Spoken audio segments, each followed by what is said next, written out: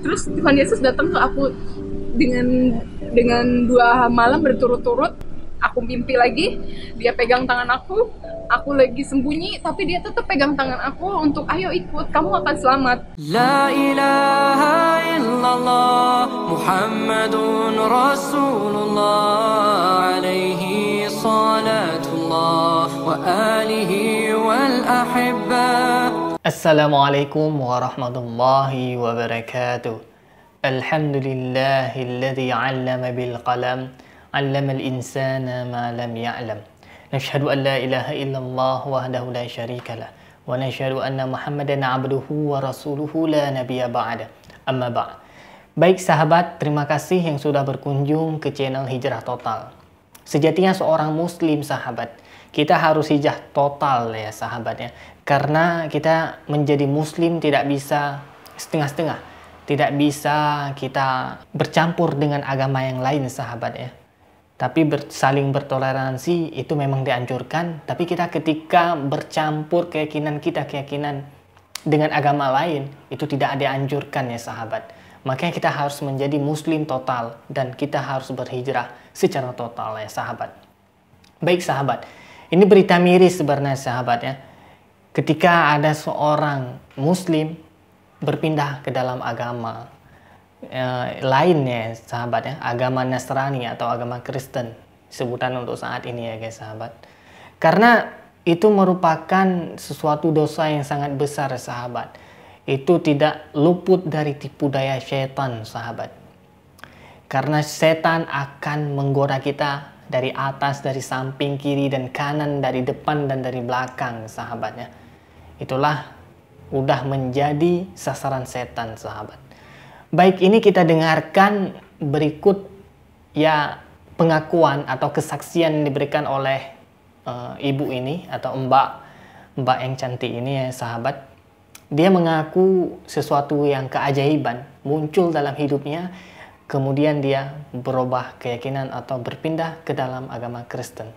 Baik sahabat, ini kita simak video kesaksiannya. Aku sebelumnya dari muslim, keluargaku semua muslim, mama papa aku semua muslim.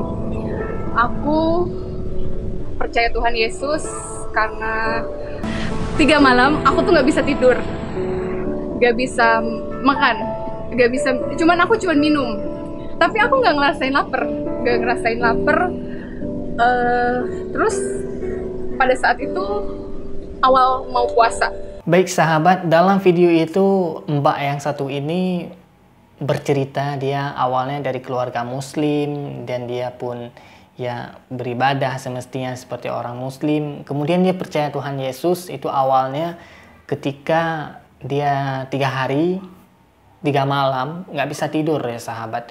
Tapi dia tidak merasakan kelaparan sahabat.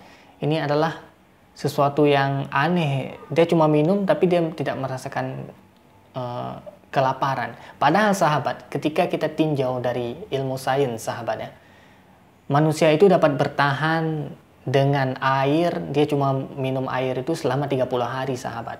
Jadi kalau misalkan tidak ada makanan tapi ada air sahabat, itu kita bisa bertahan hidup selama 30 hari sahabat. Tapi kalau misalkan tidak ada air sahabat, kita cuma bisa bertahan 3 hari sahabat. Itu perbandingannya sahabat ya. Maka ini suatu hal yang memang aneh kalau kita pikir dengan akal sehat sahabat ya. Jadi karena dia tidak merasa kelaparan, dia hanya cuma minum, tapi dia sudah merasa meyakini atau percaya kepada Tuhan Yesus. Itu hal yang tidak masuk kita di akal sehat kita kalau misalkan kita pikir-pikir dan kita tinjau dari ilmu sains sahabatnya. Baik, kita lanjutkan sahabatnya pernyataan mbak yang satu ini. Sebelum aku percaya Tuhan Yesus itu, malam harinya aku tuh sholat. Gimana caranya untuk aku nggak pindah keyakinan, tapi namanya Tuhan sudah berkehendak, aku juga tidak bisa menolak. Aku sampai nangis, aku sampai berdoa, dan besoknya aku bilang aku mau ke gereja. Aku mutusin pada saat itu, ya ini yang terbaik. Karena apa? Sebelumnya aku tuh doa dengan keyakinan aku sebelumnya, tapi nggak ada dapat ketenangan dari hati aku. nggak tahu kenapa, tapi setelah aku datang ke gereja, aku berdoa, di situ aku nangis banget, dan bahkan kalau aku cerita sekarang, aku pun pengen nangis. Baik sahabat, kita sudah dengarkan dalam video tersebut Mbak ini mengatakan dia tidak menemukan ketenangan ketika berdoa menurut keyakinan atau menurut ajaran Islam sahabat. Tapi akhirnya dia memutuskan untuk berangkat ke gereja sahabat. Dan pada saat di gereja pun dia berdoa layaknya orang Kristiani ya sahabat ya. Kemudian dia pun nangis. Dan pada saat itu dan dia mendapat ketenangan sahabat ya. Ini adalah hal yang memang sangat tidak masuk akal. Karena dalam ajaran Islam Allah berfirman, "Ala bidzikrillahi tatma'innul qulub." Bukankah dengan mengingat Allah hati kita menjadi tenang para sahabat. Jadi kalau misalkan kita tidak tenang ketika kita berzikir, mengingat Allah, sholat, berdoa, itu ada hal yang berbeda. Dan sholat mencegah dari perbuatan keji dan mungkar sahabat. Inna sholata tanha anil fahsya'i wal munkar sahabat. Ini adalah suatu hal yang memang tidak bisa kita terima secara akal sehat dan secara teori menurut ajaran Islam. Baik, kita lanjut video sahabat. Gila, pas aku pertama kali datang ke gereja, aku nangis banget. Dan di sini aku doa, di gereja itu aku doa, Tuhan ini aku mau terima kamu. Tolong Tuhan, bimbing aku, karena aku benar-benar nggak tahu caranya aku berdoa, caranya aku untuk memuji Tuhan, caranya aku kayak gimana. Aku benar-benar tidak tahu apa-apa. Dan di situ aku diajarin cara berdoa, cara aku untuk memuji Tuhan, dan sampai aku bisa terima Tuhan Yesus. Itu semua karena ada dukungan dari seseorang yang menguatkan aku. Baik sahabat, kita sudah dengarkan Mbak ini mengatakan dia ke gereja dan dia pun mendapat dukungan dari kawannya sahabatnya yang umat Kristiani untuk mengajarkan cara berdoa, cara berjumpa dengan Tuhan sahabat. Sahabat, berhati-hatilah sahabat, karena ketika kita berteman dengan orang Kristen atau non-muslim di luar dari agama Islam, berhati-hatilah terhadap ajakan untuk berbaur dengan agama. Dalam artinya kita bisa berbaur, berteman, ya kita sahabat, itu tidak jadi masalah, bertransaksi, bermuamalah, itu tidak jadi masalah sahabat. Tapi ketika sudah berkaitan dengan agama, Al-Quran dengan tegas, Nabi Muhammad dengan tegas menyampaikan, lakum dinukum waliyadin. Jadi tidak ada pembauran, tidak ada kerjasama dalam akidah sahabat. Jadi kita lakum dinukum waliyadin. Bagimu agamamu, bagiku agamaku sahabat. Jadi berhati-hatilah sahabat ketika berbicara dengan agama. Itu menyangkut dengan akidah dan itu sangat susah kita menghindari kemusyrikan kalau misalkan kita terjerumus. Baik, kita lanjutkan sahabat video dari Mbak yang satu ini. Jujur, awalnya aku datengin Tuhan Yesus ketika aku tidur jam 3 pagi. Dia datang dengan cahaya, itu aku tuh mau nangis. Dia datang dengan cahaya dan dia pegang tangan aku, ayo ikut aku. Aku bingung ikut kemana. Kamu akan selamat kalau ikut aku. Sumpah aku nangis. Semakin bingung dong aku. Dengan aku nggak tahu apa-apa.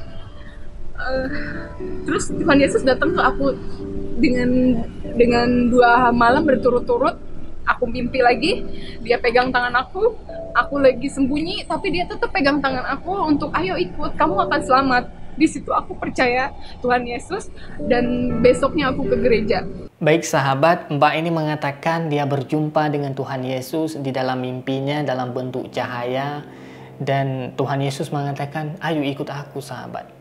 Sahabat, perlu sahabat ketahui bahwasanya mimpi itu terbagi kepada 3 golongan sahabat. Yang pertama, mimpi dari Allah Subhanahu wa taala, seperti kita bermimpi tentang hal kebaikan dan kita bermimpi berjumpa dengan baginda Muhammad sallallahu alaihi wasallam. Itu mimpi ilham dari Allah Subhanahu wa taala. Yang kedua sahabat, mimpi dari hati atau bisa kita katakan yang tidak lengkap kita pikirkan sehari itu. Misalkan kita kepikiran sekali dengan soto sahabat, kita ingin makan soto, itu terbawa mimpi, itu namanya mimpi dari hati sahabat. Yang ketiga, ini yang sangat berbahaya sahabat, yang ketiga adalah mimpi dari syaitan, laknatullah alaih. Itu mimpi yang membawa kita kepada kesesatan dan meyakini bahwasanya ada Tuhan lain selain Allah Subhanahu wa taala. Mimpi dari syaitan ini bernama waswas sahabat. Na'udzubillah, semoga kita terhindar dari mimpi dari syaitan dan membawa kita kepada kesesatan sahabat. Baik sahabat, untuk lebih jelasnya sahabat, kita akan simak cuplikan penjelasan Ustadz Abdul Somad mengenai tentang kategori atau jenis-jenis mimpi sahabat. Dan saya berharap sahabat untuk menyimak video ini sampai tuntas karena supaya tidak terjadi kesalahpahaman sahabat. Jadi kita tidak menyalahkan siapa-siapa dalam video ini, kita tidak menyalahkan umat Kristiani, kita tidak menyalahkan mbak yang satu ini, hanya saja kita akan meluruskan dan mengkaji hal-hal yang sudah terjadi dengan pedoman-pedoman Al-Quran sahabat. Baik sahabat, ini adalah cuplikan video dari Ustadz Abdul Somad yang menjelaskan tentang jenis-jenis mimpi. Mimpi ada 3. Pertama, mimpi dari Allah namanya ilham. Mimpi dari setan namanya waswasah. Yang ketiga, proses berpikir di waktu siang yang tak selesai terbawa di waktu malam. Maka jangan pernah memikirkan mantan. Takutnya nanti malam tersebut dia yang, kata istrinya, aku di sini bang, bukan engkau mantan. Habis pindah priuk ke tempat tidur. Nah, ada mimpi dari Allah, ilham. Ada mimpi dari setan.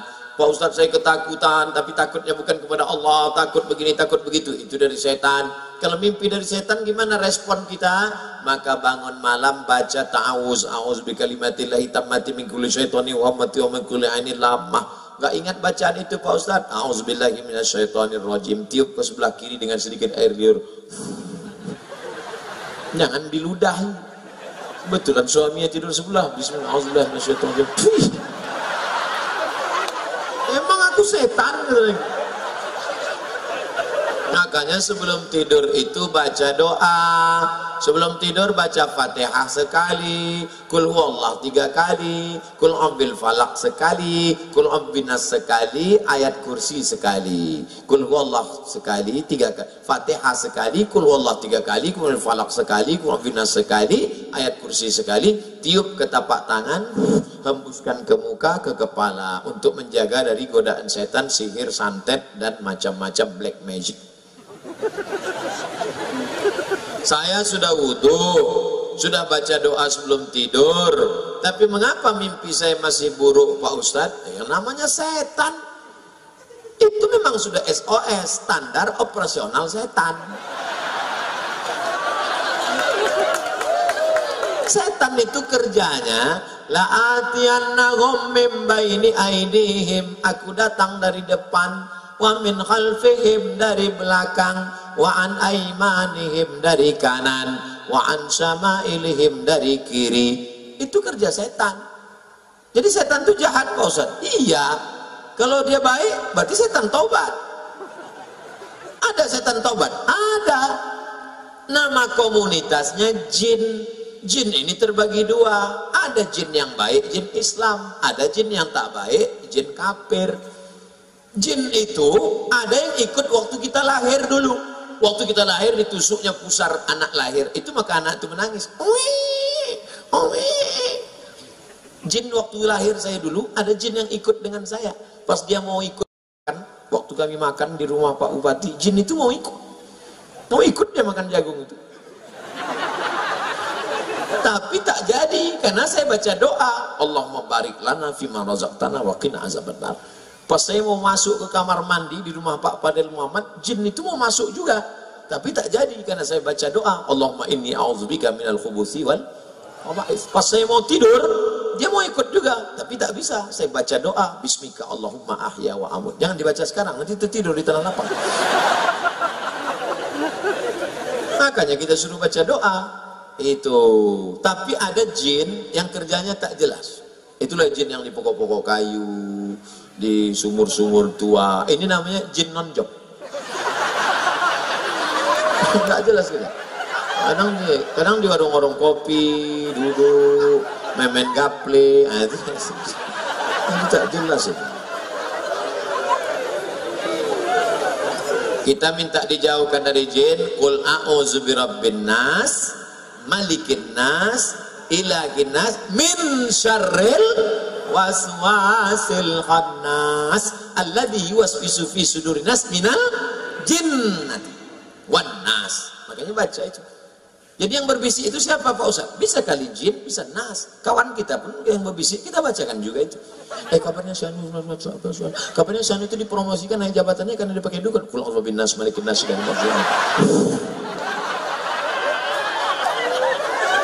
Baik sahabat, Ustadz Abu Somad sangat jelas menjelaskan mengenai 3 jenis-jenis mimpi sahabat. Jadi intinya sahabat, teruslah kita mohon ampun dan perlindungan, mohon segalanya kepada Allah Subhanahu wa taala sahabat. Semoga kita sahabat dijauhkan dari kesesatan setan, bisikan setan sahabat. Na'udzubillah. Summa na'udzubillah ya sahabat. Apalagi sempat setan menggoda kita untuk memeluk agama lain sahabat. Itu adalah suatu kemusyrikan dan dosanya dosa yang cukup besar sahabat. Baik sahabat, terima kasih bagi yang sudah menonton sahabat, dan saya berharap video ini disebarluaskan sahabat, supaya teman-teman kita yang lain tercerahkan dan dapat mengambil hikmah dari video ini ya sahabat. Nastaghfirullah lana wa lakum. Akhiru kalam. Wassalamualaikum warahmatullahi wabarakatuh. La ilaha illallah Muhammadun Rasulullah alaihi salatullah wa alihi wal ahibba. La ilaha illallah Muhammadun